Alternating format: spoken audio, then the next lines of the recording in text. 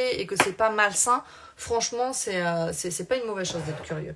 Moi, j'ai toujours été curieuse de nature depuis que je suis gamine et grâce à ça, j'ai appris plein de choses. Je suis vraiment curieuse de tout, même dans des domaines où on se dit mais pourquoi poser des questions là-dessus quoi, des fois. Mais c'est vrai que c'est quelque chose d'assez intéressant.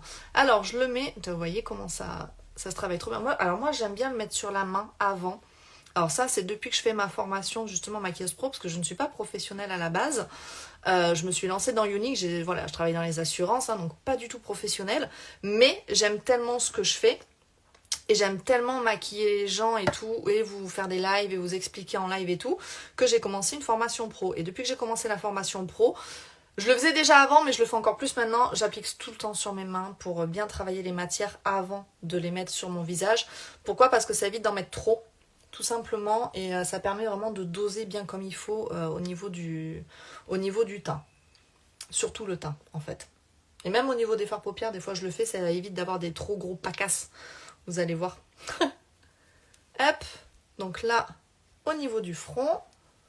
Alors au niveau de la forme de visage, on me demande souvent si vous avez des formes de visage, alors moi j'ai une forme ovale, hein, si vous avez des formes rondes, si vous avez un peu le visage carré ou en triangle. Le but du jeu en fait, quand on fait un petit peu alors là c'est pas un contouring hein, que je fais pousser, c'est juste resculpter un petit peu. Mais le but du jeu, c'est vraiment de venir travailler votre visage pour... Dans le maquillage, la forme ovale, en fait, c'est la forme parfaite pour que ça, en fait, vienne refaire un ovale. Donc, si vous avez, par exemple, le visage en triangle, le but du jeu, ça va être d'atténuer les mâchoires. Si vous avez le visage dans l'autre sens, là, en triangle inversé, on va dire, le but du jeu, ça va être d'atténuer le front, etc., etc. Oui, exactement.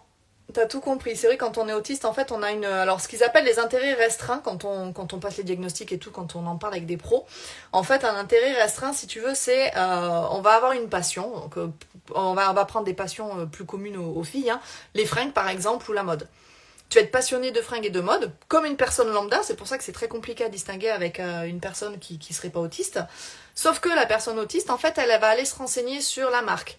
Puis elle va aller se renseigner sur les tissus qui sont utilisés. Puis elle va aller se renseigner sur le lieu de géolocalisation, par exemple, de la marque qu'elle aime bien, savoir où elle achète le truc. Enfin voilà, et ça va aller crescendo.